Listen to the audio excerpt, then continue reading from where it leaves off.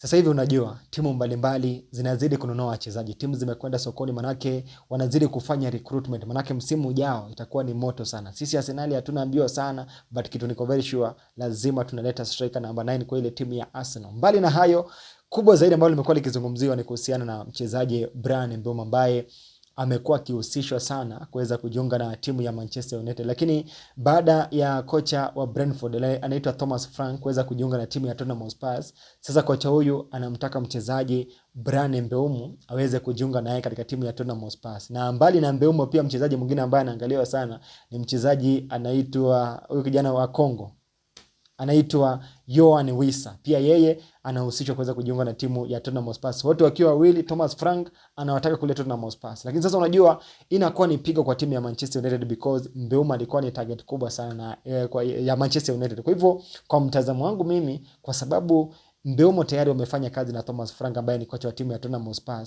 kwa namna fulani, kwa asilimia kubwa, mimi naona mchezaji Mbeumo akijiunga na timu ya Tottenham Hotspur. Unaona aje? Bonga na mimi hapo kwenye comment section.